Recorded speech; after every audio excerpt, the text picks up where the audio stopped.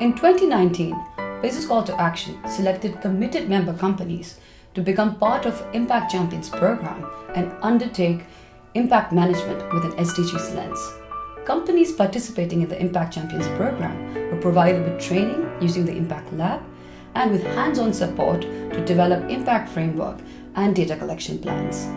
These Impact Champions are the most notable examples of companies planning, measuring, and improving their impact on low-income communities and using impact management to drive business performance. Join me as we hear the stories of these Impact Champions, their reasons for embarking on this journey, and the lessons they've learned from it. Nature knows no waste, and so does our business model. Waste to us is a group or category of material which has gone through this process of sorting, pre-processing, aggregation, and final resource recovery through recycling. Our business model integrates nature, technology, and people. We provide the opportunity for not only the multiple skilled, but also people from base of the pyramid. Our business model to the core is very inclusive in its nature. At Saahas Zero Waste, we service bulk waste generators. Let me take you through a component of our impact value chain. It starts at the source of waste. For instance, an employee at an office or a student at an institution. The biggest problem statement to address over here is taking ownership of one's waste. One of the inputs that we strongly believe in is called sensitization. It's behavioral change.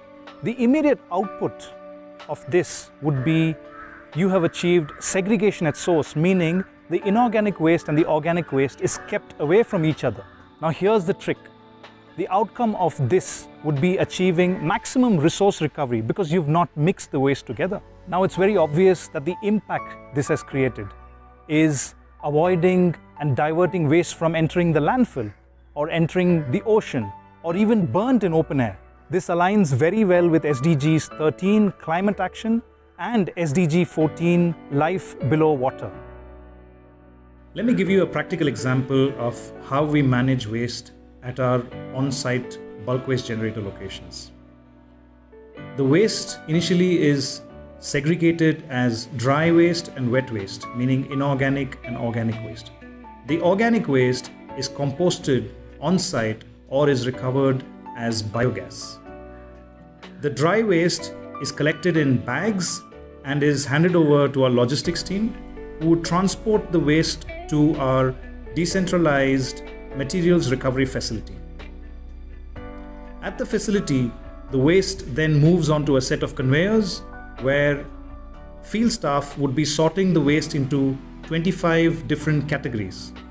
Some of these waste streams include paper, plastic, metal, glass, etc. This waste then moves on to the next phase, where we would use machines to compress the waste into bales. This is in order to minimize the carbon footprint during transportation. The bales are then stored and loaded onto trucks. The trucks then deliver the waste to authorized recycling facilities where maximum resource recovery happens for different types of waste streams. Data collection is a very important part of our operations. Since 2017, we have been developing our own customized software where we record data on a daily basis. And with this data, we're able to do elaborate analysis of a lot of impact that we have created. Not only this, also with the help of Upaya Social Ventures, we have done 3 sets of surveys. Right from 2018 and even until recently during the pandemic, we've been able to survey as much as 300 plus people, including our field staff and also waste workers. We are proud to share with you the environmental and social impact that our business model has created. The last financial year, we have managed more than 20,000 tons of waste, most of it being low-value plastic, which would have otherwise been dumped or burnt. A dual revenue model helps us work with maximum compliances when it comes to responsible waste management methods. We recover more than 96% of all the waste we manage. And when it comes to social impact, more than 80% of our team are from the base of the pyramid. Our dual revenue model allows us to pay for minimum wages and all other social benefits to our field team. And we're also proud to say that our business model attracts the most qualified of entrepreneurs and individuals to join us in order to manage waste in a very responsible way. BioLoo is an inclusive business entity that provides sustainable sanitation through BioLoos, directly and through partnerships with large corporations, governments, and civil society organizations. Banka BioLoo has installed over 10,000 BioLoos in the past 8 years across India for a variety of users and services over 13,000 BioLoos every day in trains, employing over 1,000 people, mostly from lower socio-economic backgrounds. We chose to deal with lack of accessible and affordable sanitation in schools, primarily in rural areas. This was coupled with lack of awareness and education around health, and very importantly, the lack of understanding of correlation between safe water, improved sanitation, and hygiene and good health. So what does Banka BioLoo do to address these issues? The enterprise provides products, services, and solutions such as BioLoos and fecal sludge treatment plants. We conduct wash education campaigns in school for children who in turn carry these messages home. And we also conduct awareness programs on linkages between health and sanitation, especially leading to waterborne diseases. So what does this lead to? Installing BioLoos in schools implies improved access to sustainable sanitation in rural areas. Presence of BioLoos and awareness campaigns lead to children applying improved sanitation and hygiene practices in schools, at homes, and in the communities, as well as enhanced understanding of the interlinkage of health and wash. The BioLoos and wash awareness campaigns help in reducing school absenteeism, and in the same manner, the dropouts decrease too. There is enhanced access for menstrual hygiene management for girl students, with overall access to improved sanitation in schools, reduced waterborne diseases, and very importantly, increased awareness on importance of safe sanitation. BioLoos, which comprise the hardware element, and awareness around wash, which is the software part, lead to increased access to improved sanitation in schools, for instance. The initiative helps support children in completing their education. For girl students, BioLoos mean improved dignity and hygiene security, and overall reduction in morbidity and mortality.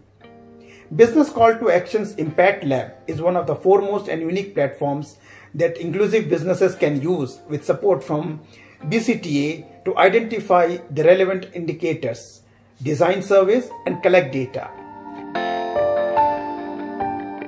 We had two sets of survey questionnaires, one for school administration to understand their perspective, and the other for the user children, both girls and boys across different grades. After the questionnaires were ready, our team leaders reached out to the schools and the students and noted their responses. Our team surveyed 57 girls and 57 boys across schools in Alwar district of Rajasthan, a state in northern India. The survey responses corroborated that, for instance, both boys and girls ranked 5 out of 5 the importance of hygiene practices to their health. After the installation of BioLoos, on average, the student attendance rate for both boys and girls increased by 6%. 90% of the boys said that using a BioLoo remarkably improved their security and well-being, while the same applied to 88% of girls. The BioLoo was ranked 5 out of 5 both by boys and girls in terms of contribution to their security, dignity, health, willingness to go to school, and overall well-being. In conclusion, I would say the BioLoos have served as a good medium for understanding the importance of sanitation as well as relating to health. Zone is, in short, a internet service provider founded with a mission of connecting the unconnected, and that means we deploy our internet infrastructure in rural communities throughout the global south. We started off, we tried to analyze the problem we were trying to solve. So essentially the digital divide, inequality of access to the internet and digital content and services. And what we found was that there were 4 main barriers keeping people on the wrong side of the digital divide. So the first one being lack of access, so simply no coverage in the vicinity of people's households, and the second one being a lack of affordability of available services, as well as lack of affordability of devices, and the third one being ICT skills, so essentially both one being low perceived relevance. So at the same time we found that in order to deploy solutions in these areas we needed something that could power itself, and since and what we saw in the industry was that a lot of people using diesel generators, which was not really an option for us. To that we trained local resellers to become what we call Bluetown micro operators, who were tasked with building capacity among community peers. And finally we offer a platform, our local cloud platform, where there is curated content that is freely available for all our users, so that essential services are available for everyone, regardless of incomes. Is increased internet adoption across demographics, so gender, age, professions, and income, as well as an increased uptake of digital content and services, specifically within financial services, education, health, government services, and digital trade tools. And sort of the more mid-term and long-term goal of that is, of course, it breaks down the digital divide, so reduce the inequalities between the rural and the urban, and between communities. And in order to measure our performance toward this impact value chain that we designed, we've been collecting data at our project sites in India, Tanzania, and Ghana. And specifically with the help of the Impact Champions program, we collected survey data on the ground from 100 users at one of our project sites in Ghana, the village of Asamura, where we over a week's time I spoke to stakeholders, but actually also conducted a survey questionnaire. And some of the most interesting results we've gotten from collecting data is, for example, that we see that the share of female users on our networks is on average 50% higher than the average in the areas that we work. So really seeing that our model of really trying to target demographic differences is actually successful. And we also see that in terms of bridging digital divides, 78% of our users in Ghana reported that they had poor access to the internet before Bluetown arrived in their community, as well as in Tanzania we found that 45% of our users were first-time internet users.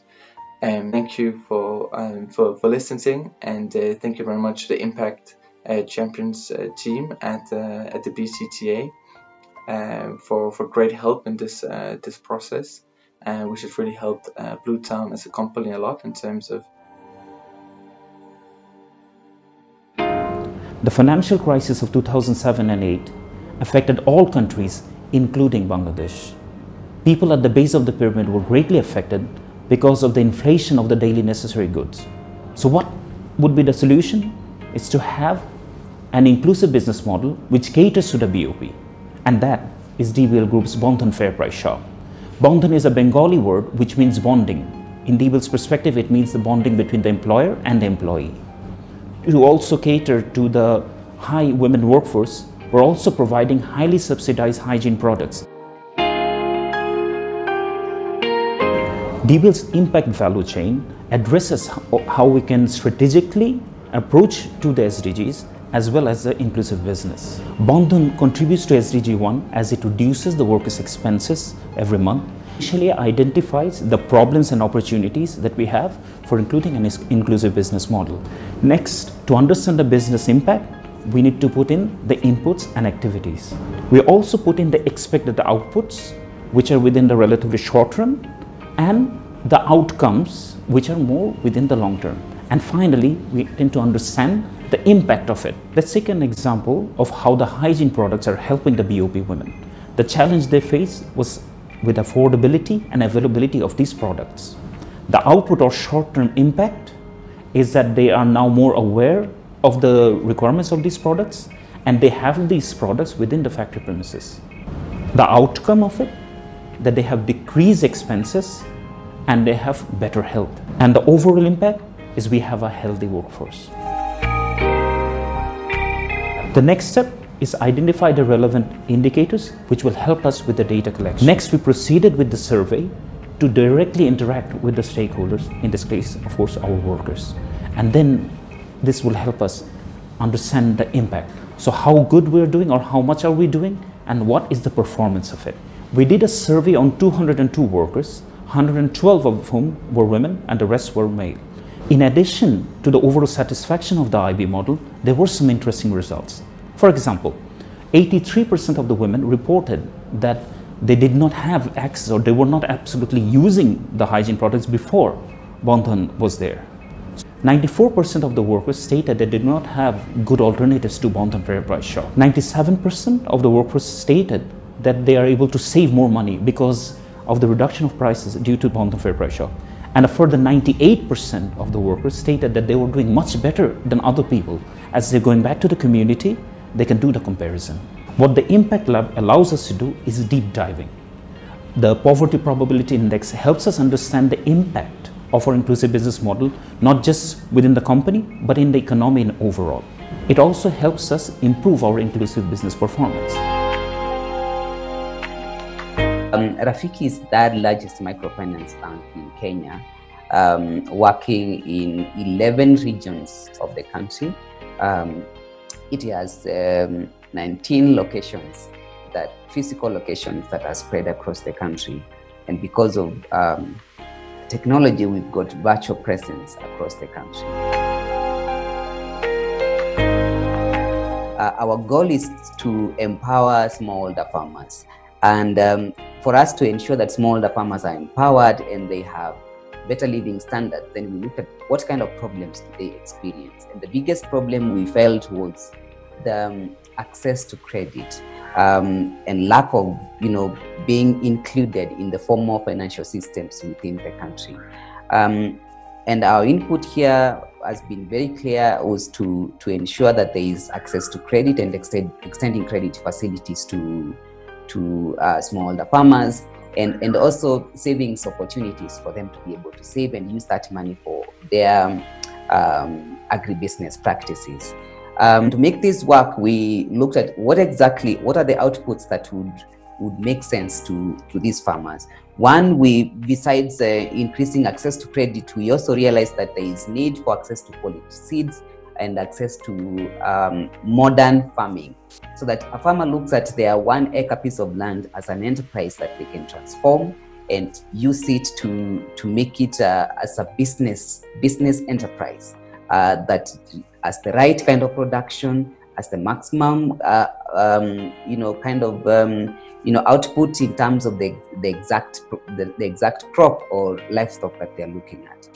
And some of the outcomes that we expect: higher yields from the farmers, access to markets, linkages to different markets, and obviously increase their income at the household level.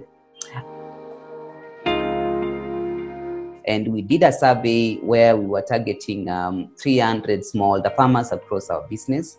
90 of them, responded. In the feedback, we found out that a lot of the smallholder farmers now within our business have access to credit, and 70% of the farmers said, talked to us and said because of our initiatives, they're able to access credit at affordable and reliable status.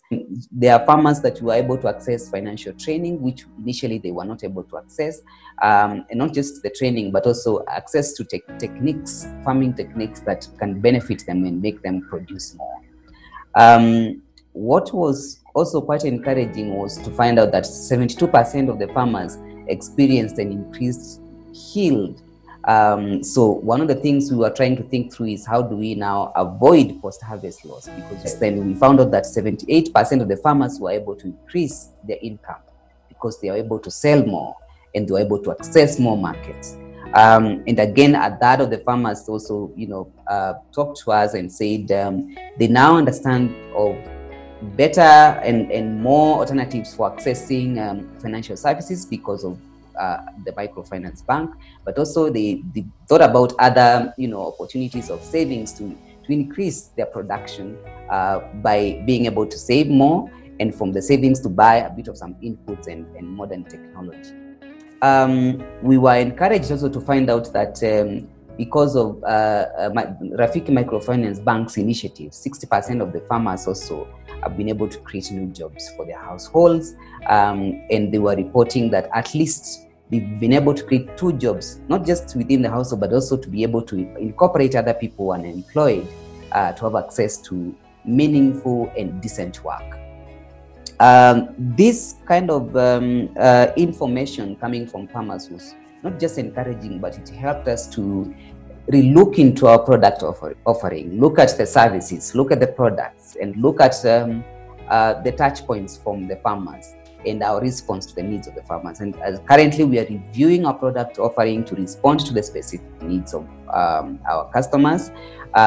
We've also relooked into our processes and procedures to be quite responsive to the specific needs of these farmers. Thank you. Mountain Hazelnuts was created as a social enterprise to address Bhutan's most pressing social and environmental issues by growing and exporting premium quality hazelnuts. The company establishes long-term partnerships with smallholder farmers and community institutions, then provides hazelnut saplings, agricultural inputs, and technical assistance. The company's model enables subsistence farmers to transition to a market economy and generate stable and recurrent income. Hazelnut orchards stabilize mountain slopes and mitigate climate change in addition to sequestering carbon. Mountain Hazelnuts is Bhutan's first 100% foreign direct investment and the nation's largest private sector employer, in addition to providing income for thousands of people through its value chain. Cheryl will now walk you through our impact value chain. Cheryl? Thank you, Teresa. Mountain Hazelnuts is working through our impact value chain to achieve 7 impact goals, which in turn contribute to 4 SDGs. I'll briefly run you through an example of how we contribute to SDG 5, gender equality. We started off with the problem statement that women across Bhutan face greater barriers to employment and income generating opportunities due to social norms and expectations. To support women in overcoming these barriers, Mountain Hazelnuts actively encourages female-headed households and community groups to cultivate hazelnuts. We also engage female-led businesses in support services, as well as employ women across all levels of the company. This has resulted in increased income earning and professional opportunities for women. Overall, this has achieved the impact of increased quality of work, as well as more income earning opportunities for women, especially in remote rural areas. In 2018, Mountain Hazelnuts conducted a baseline survey to collect data to measure the impact of its work in communities across Bhutan. Besides aging impact measurement, this survey also helped the company to better understand key characteristics of the overall farming community, as well as its key stakeholder group of hazelnut growers. In total, 996 respondents were surveyed, of whom 312 were non-hazelnut growers and 684 were hazelnut growers. Data collection took a total of 6 months and allowed the company to better understand respondents' levels of income and savings, access to basic services such as healthcare facilities and education, as well as levels of financial literacy. I will now hand you back to Teresa, who will explain a bit more the impact of Mountain Hazelnuts' work on its basic pyramid stakeholders. Thank you, Cheryl. Our data clearly highlights the significant multi-generational impacts of Mountain Hazelnuts on females according to a number of criteria. Women play key roles in all areas of the company, from C-suite executives to supervisory roles in nurseries, even in non-traditional departments such as construction and field extension in remote orchards. These women are powerful examples to young girls throughout Bhutan that they too can take up these roles. We have also seen an increase in entrepreneurship in the communities where Mountain Hazelnuts operates as demand for goods and services increase with rising income. The survey highlighted the need for teaching financial literacy to women-led farmer partners. To date, we have taught financial literacy to more than 4,400 women. And while Bhutan is an agrarian economy, the survey illustrated that hazelnut is the first tree crop for most farmers. We therefore refocused our training from the field extension team for growers to teach good orchard management practices. Mountain Hazelnuts also developed a Bright Spots program where we bring farmers from all over the country to some of the best managed orchards. To date, we have brought 2,200 new hazelnut growers to such orchards to witness how pruning, weeding, fencing, and other simple practices can improve harvest productivity and lead to higher income. Thank you, BCTA. In the early 70s of Turkey, farmers were pouring the milk into the river because they couldn't find any customers to sell, due to there was no industry on dairy. Beyond being very important for the country economy, the industry based on agriculture and animal husbandry was necessary for raising healthy generations. The dream was to make milk available for families and their children to grow healthy. There was a need for hygienic facilities using advanced technologies that could use resources efficiently.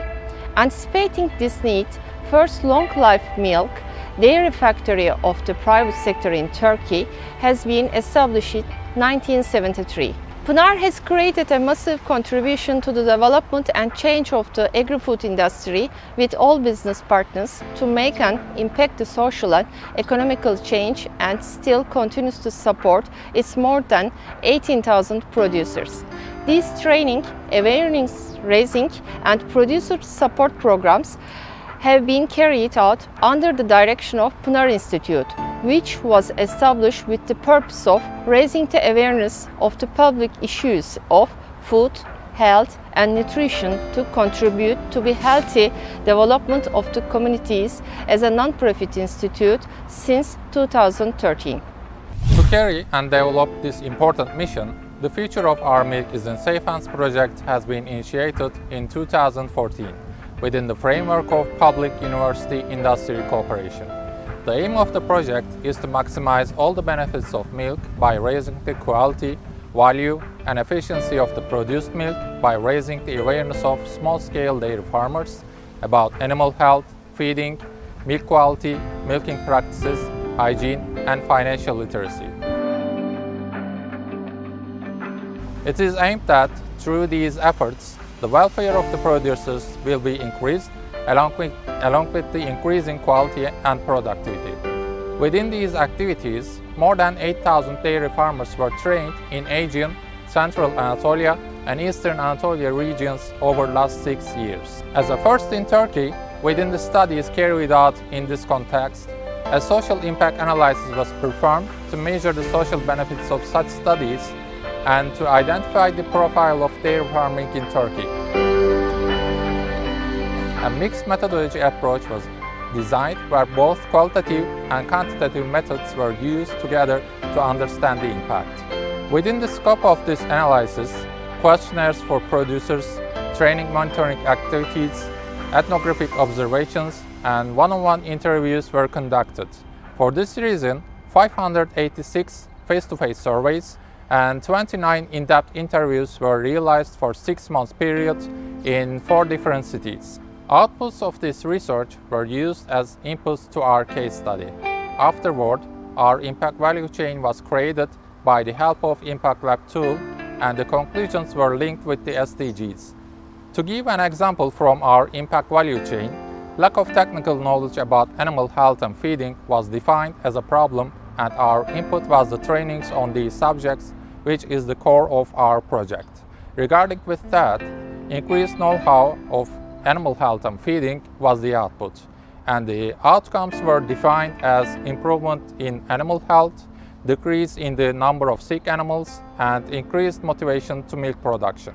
Related with that process, the impact was identified as greater efficiency and productivity, improved living standards through trainings for dairy farmers, and sustainability of the dairy sector. The trainings were designed by considering gender differences, since there is a gender-based division of labor in animal husbandry practices.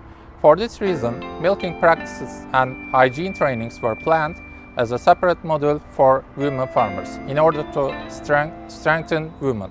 One of the most important findings is that women are the group that internalizes education the most and transforms the lessons learned into practice. Another finding is that almost 80% of the participants stated that they started practicing in their own life what they have learned during our trainings.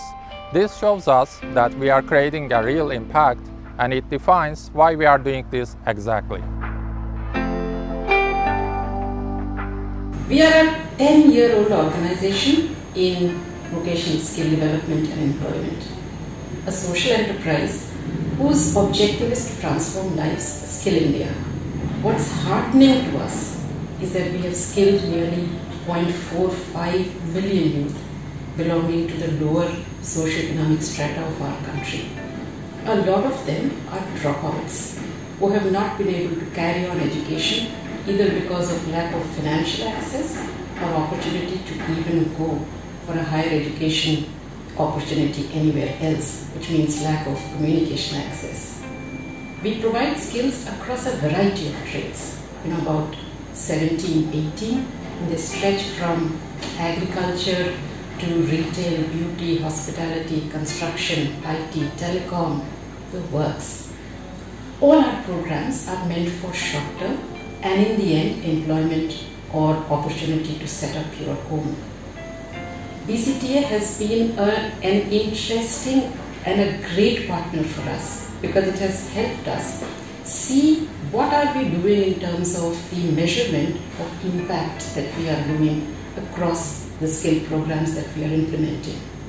We first became BCTA partners in the year 2013, and in 2015 we were invited to become part of the BIM study. The BIM study was the first formal intervention to look at what difference and what ways that the inputs for the skill program. Our Pragati, our endeavor is to reach the most needful students who actually need our contribution. The process begins with the counseling session. Once the students are brought to our center, their counseling is done and the students are free to select the kind of courses that they want to do. Once the training begins, the students get a call from our Reach Out Center every week where they are supposed to tell us about the quality of training. And if it's a residential program, they are also supposed to tell us about the quality of food, about the quality of accommodation, and about the quality of infrastructure that they are getting. BIMS helped us through a structured way to take feedback from a variety of stakeholders. That's community, teachers, parents, students. We've used the BIMS study to make policy impact. We've shared this at various interventions, and it has helped us strengthen our own framework. Since then, Empower Pragati, like I have already shared, our motto is transforming lives. We are not just doing a program. We've looked at what other ways can we implement and introduce innovative, impactful interventions to see what difference are we making beyond just attending, beyond just enrolling students and making them go through a skill program. So we have our own Reach Out Center, our own call center that calls students and tracks their progress, counsels them, monitors, reviews across the entire value chain. The ROC is a way to see whether we are making an impact and what is the measure of that impact across the value chain. Training quality, quality of our mobilization, quality of the enrollment, number of women and girls who are participating. We saw this as another great opportunity to see what is the way now we can measure our contribution towards the SDG goals. We picked up 5 SDG goals, 4, 5, 8, 10 and 17, and through the impact management framework, which is an excellent comprehensive way to measure what problems and opportunities exist, what kind of interventions will make sure that a change can happen there, what's the output, what's the outcome, and ultimately what's the impact. The PCTA impact framework has changed the way that we are measuring our operations and our work. It's now integrated into the entire value chain of what we do. In these 10 years, we have been part and parcel of the skill training framework, and the PCTA framework has helped us and is helping us continuously to see how we can make an impact much beyond our own environs, our own students. We push for policy framework. We are active. In order to measure the kind of impact that we are having, we recently did a study on a small section of our data, that is 170 students from a particular project, and the kind of income increase that has happened is substantial. So the students are earning $3,000 per year, which is a great increase considering that they started from zero income. So within a period of 3 months, we see a substantial change when we talk about income. Currently, we are training 37% of female students, and our endeavor is to reach 40%. Thank you very much, PCTA, for helping us to progress on this. We are a sourcing and we also do a capacity building organisation, and we have a unique vision, I think, to prove that all manufacturing can be done ethically. We don't believe that cost competitive business and cost competitive production are mutually exclusive with responsible ethical business. And I just wanted to share with you the operating model that we have that goes with this. So I'm just going to bring that up now. So you can see here for the operating model that we have that we believe this is possible through delivering operational excellence and sustainable business practices in factories. When we first started working in Ghana and Benin, we identified that some of the reasons their industry had not grown in the same way that Asia's had was to do with lack of technical skill in certain areas, the ability to market themselves internationally to large volume clients, and the capacity growth was hindered by access to finance.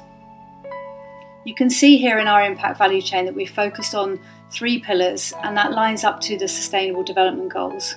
So the 3 areas that we're focusing on are decent work, emphasis on Sustainable Development Goal 5, and particularly around promoting women into skilled middle management roles. Secondly, the environmental impact, focusing on waste reduction, so SDG 8. And then thirdly, the vertical integration of the supply chain through working with partners to catalyse the abundance of cotton, SDG 9. And our focus has been around training and capacity building to equip those factories to be able to attract more orders, attract financing, create sustainable jobs, and invest into their workforce and their working environments.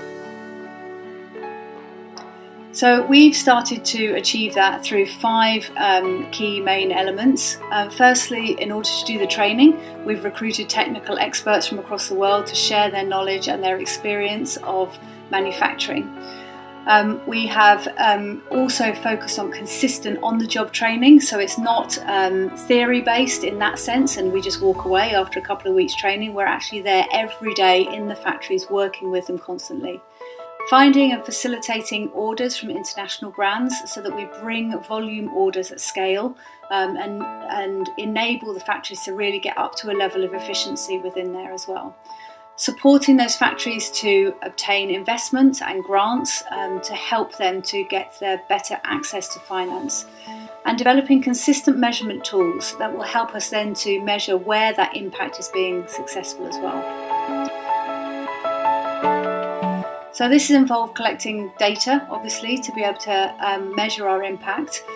So we always systematically, with every factory we start working with, is we create a baseline from which to measure our success. And this has got factual data in it, including number of jobs, split by gender, that kind of thing. But we also do worker interviews and focus groups to get direct feedback from workers around their needs and what is important to them.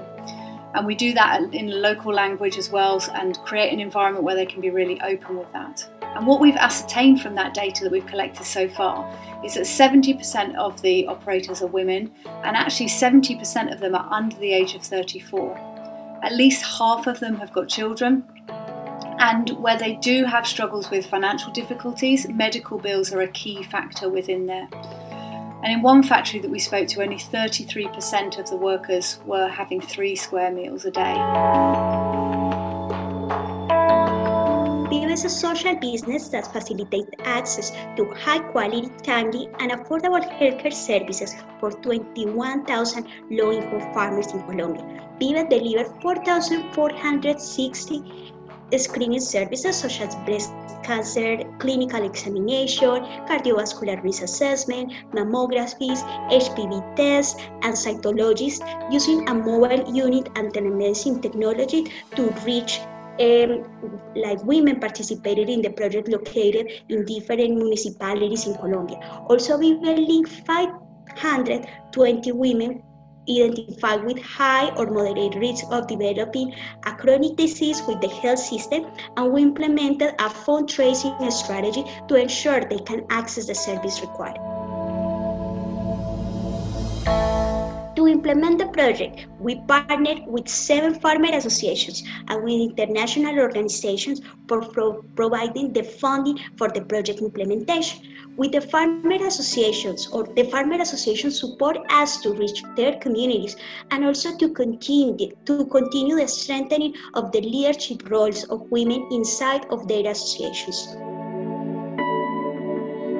So we collected data in a period of 6 months from 3 sources. The first one, we surveyed 1,025 women participating in the project. It means almost the 100% of the women before and after the implementation, to evidence changes in their knowledge and behaviors regarding prevention of breast cancer, cervical cancer, and cardiovascular diseases, and also to measure their satisfaction with the project. We conduct also surveys before and after the intervention with the community health leaders to identify the development of new skills and the impact of their activities in their communities. And finally, we surveyed the 10 healthcare professionals trained by the project to identify their satisfaction with the training and also the new knowledge acquired as part of the course. The impact management process enabled us to identify 2 main impacts of Mujer Vive Tu Salud project. The first one, improving access to healthcare services for communities that other ways could not access to them.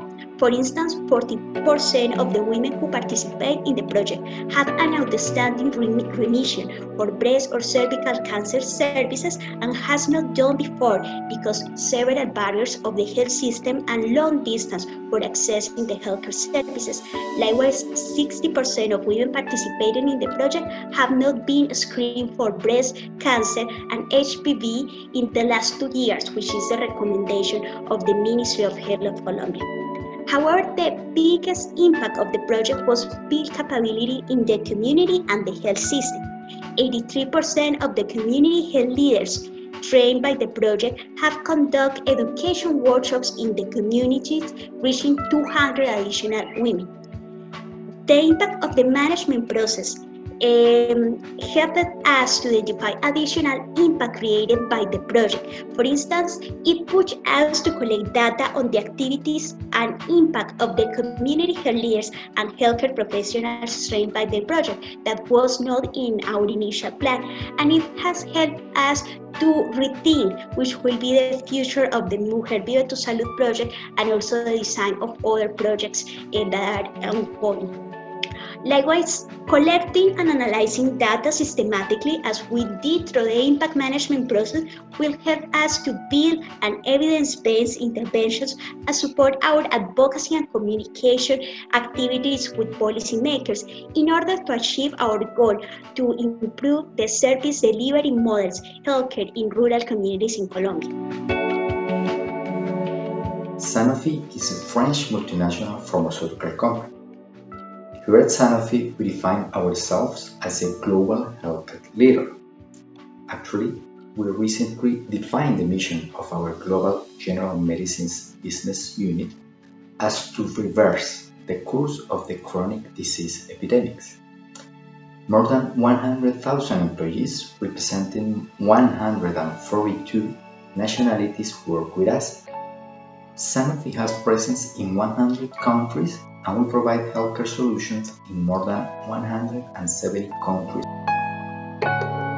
We confer efficiencies in the management of diabetes to health insurers that serves people belonging to the base of the economic pyramid.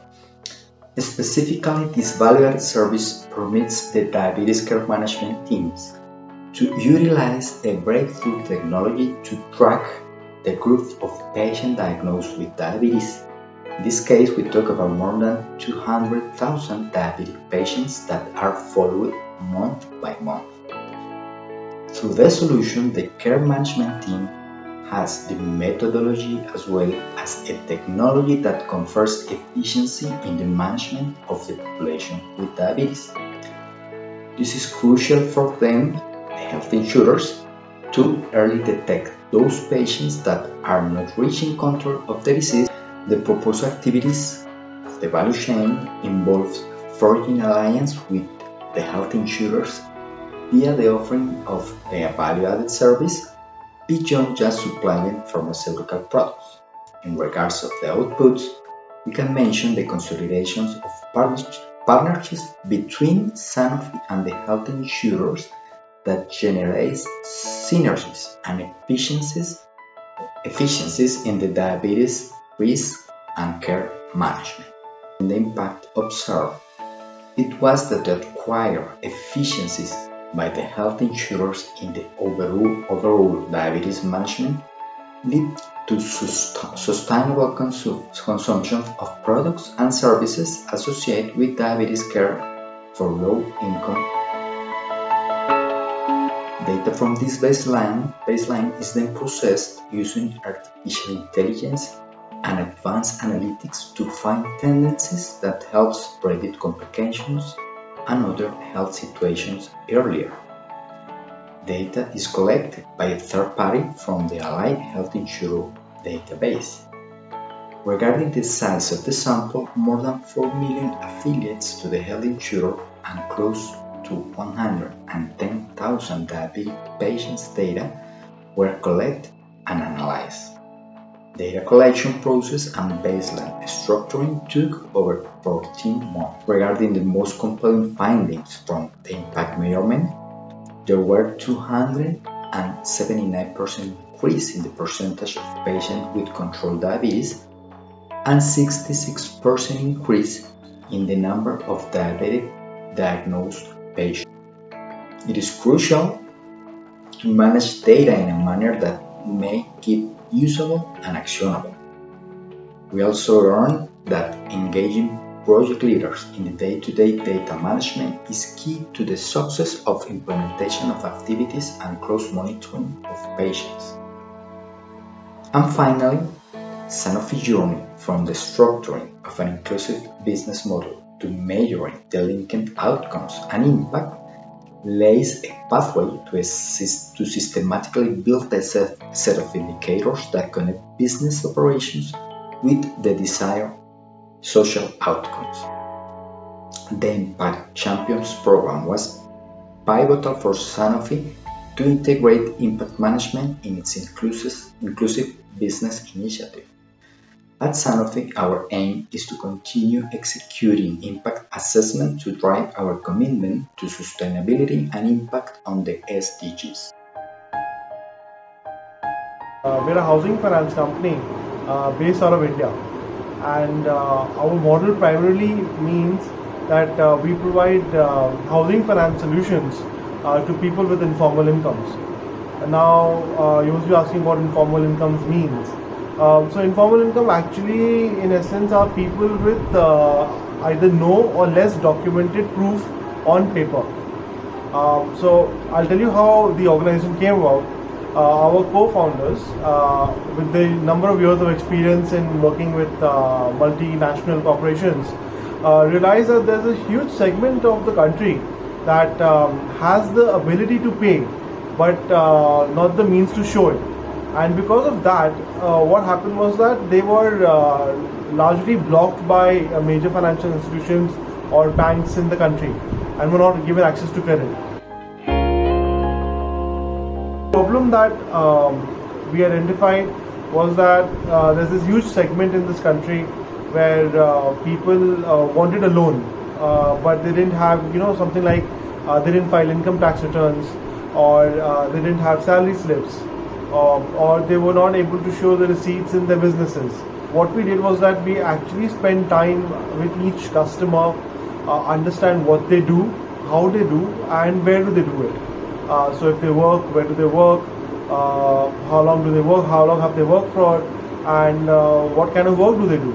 Okay, and the same goes for both salaried and self-employed individuals, and just completely try to understand that what is the amount of money that these individuals earn at the end of the month. From an output point of view, after doing this entire discussion, we get to know that this is the amount of money that the customer can afford to pay as his monthly installment. The outcome was obviously owning a better house or owning a house, because most of our borrowers are first-time borrowers.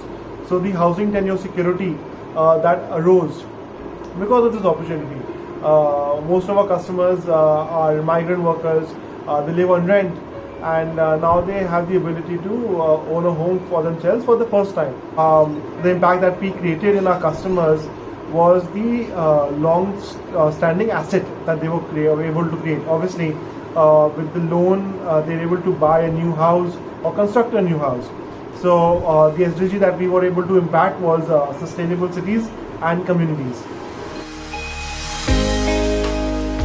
We collected data from our own customers, and we reached out to about 500 odd families, respondents. So we had a team that used to go out, take appointments from our customers who already had taken a loan with us and were there in the system for about a year, so that the impact can actually be felt and understood also and measured. About 60% of our respondents showed an overall improvement in the living standards post taking a loan from Shubham. About 74% of our respondents showed an improvement in their career and business, which has allowed them to build more assets. And 100% of our applications are first-time home borrowers, and that applied to us, and they were able to get loans.